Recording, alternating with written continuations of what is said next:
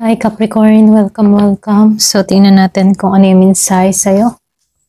So, be open-minded po, hindi halos lahat makaresonate. Thank you nga po pala sa mga nagsusubscribe, sa mga bumabalik. Maraming pong salamat. Give me the message for Capricorn.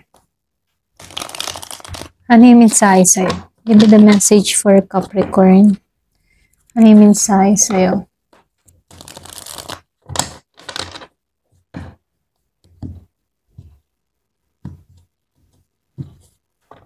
Give me the message for Capricorn.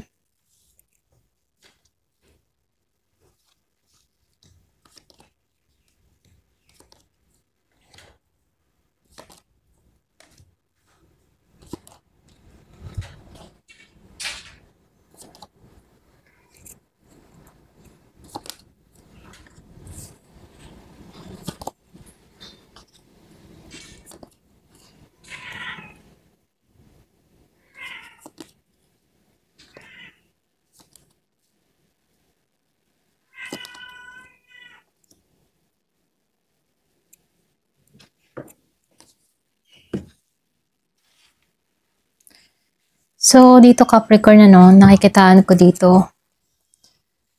Yung iba sa inyo, meron ditong malaking pag-angat, meron ditong breakthrough, at long-term financial growth. Pero may kasamang strategic at decision, Kumbaga, meron ditong pagputol sa mga luma na humahad lang sa sitwasyon, okay? Pero ganun pa man, nakikitaan ko dito yung pagbabago dito sa Two of Wands sa Pride. So dito, nakikitaan ko dito, merong malaking pera or pwedeng malaking plano sa pera o career na nasa isip mo ngayon dito, Yung iba sa inyo, ready ka na sa next level at may chance na lumabas ka ngayon sa comfort zone mo rito. So, yung iba pwedeng merong mga bagong idea, business, or expansion na iniisip ka rito. May mga plano kang gustong gawin, okay? So dito, nakikitaan ko dito, meron nga lang kompetisyon, pwedeng mga taong hindi masaya sa pag-angat mo.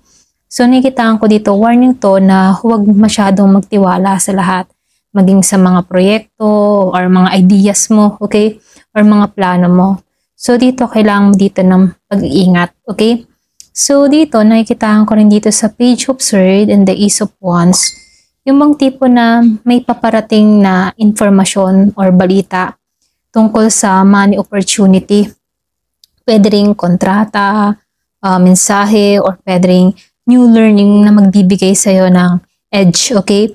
So, nakikitaan ko rin dito, ito yung spark ng bagong opportunity dito sa Ace of Wands. Kasi nakikitaan ko dito yung fresh start, bagong simula, na kung saan magbaburst ng iyong motivation, okay? Kung may idea ka ngayon, malaki yung chance na magtagumpay ka rito sa Ace of Wands. So, nakikitaan ko rin dito sa Six of Cups. Yung iba sa inyo, meron ditong balik, okay? Or pwedeng meron babalikan. Kumbaga, pwede kang bumalik, okay? Sa old skills or pwede rin sa mga old contacts. Pwede rin previous job or business idea, okay? Na makakatulong sa pera ngayon, okay? Something from the past na kung saan magbibigay sa'yo ng opportunity. So dito, nakikitaan ko rin dito yung Knight of Wands upright. Mabilis to, okay? May mabilis. Pwedeng action, pwedeng suporta, pwedeng meron ditong mature na emotionally stable na tutulong o magbibigay sa'yo ng advice, okay? Pwede itong like mentor, pwedeng boss, or pwede rin someone na may mayaman yung isip, lalo-lalo na sa pera, okay? So, nakikitaan ko rin dito sa Ace of Pentacles dito, and the King of Cups. Yung bang nakikitaan ko dito, yung sinabi ko kanina, meron ditong mentor, okay? So, dito, nakikitaan ko dito, yung bang tipo na merong malaking chance ka sa pera dito sa Ace of Pentacles, bagong trabaho, pwedeng bagong business opportunity, merong malaking blessing na parating sa'yo.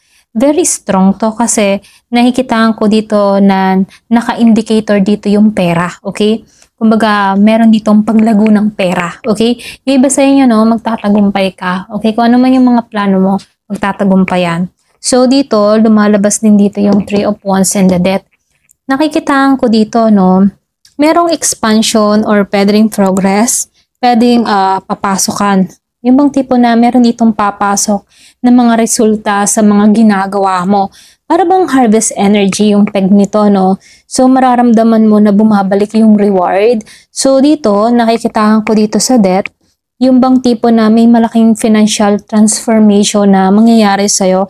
Isang cycle na magtatapos, okay? So, maybe mga lumang trabaho or mindset, okay? Or toxic pattern na tatanggalan mo na para ba magbigay daan sa mas malaking success, okay? So, nakikitaan ko rin dito yung strength upright. Yung iba sa inyo nung magtiyaga ka, kailangan din ng self-discipline ngayon. So, dito, kapag ginamit mo yung lakas mo sa tamang direksyon, kayang-kaya mong i-break through yung blockage, okay? So, nakikitaan ko rin dito sa Two of Swords. Yung bang tipo na meron ka mga final decision na kailangan mo talagang harapin. Kumbaga, hindi mo na pwedeng iwasan. Malinaw at practical na pagdedesisyon ang kailangan dito. Okay? So, nakikitaan ko rin dito sa Eight of Pentacles upright. Ito yung card ng hard work and mastery. Okay? So, nakikitaan ko dito yung steady growth sa pera. Okay? Ito yung magbabayad ng, kumbaga, ito yung bunga ng sipag at tiyaga mo. Okay? So, skill mo ngayon, yung puhunan mo rito. So, nakikitaan ko dito, ikaw yung tipo ng tao na talagang desperado na magtagumpay, okay? So, nakikitaan ko dito, may papasok sa'yo na malaking pera dito sa Ace of Pentacles, ano? And the Ace of Wands dito. Pero kailangan ng tamang timing at strategy sa mga desisyon. So, nakikitaan ko dito, meron dito breakthrough after the major change, okay? So, reward from the past effort, yung nakikita ko dito. Meron lang dito mga hidden competition, okay? Pero ganun pa man, malalampasan mo to. Possible na meron ditong sumuporta dito sa'yo sa Knight of Wands and the King of Cups, okay? May susuporta sa'yo na stable na tao. So, nakikitaan ko dito, fast movement at sudden offer, yung parating, okay? So, nakikitaan ko dito, no, once na ikaw ay mag-take ng action sa chance, ituloy-tuloy, okay? At merong paglago na mangyayari sa'yo. Okay? Ayan, hanggang dito na lamang po. Thank you for watching. Love and peace.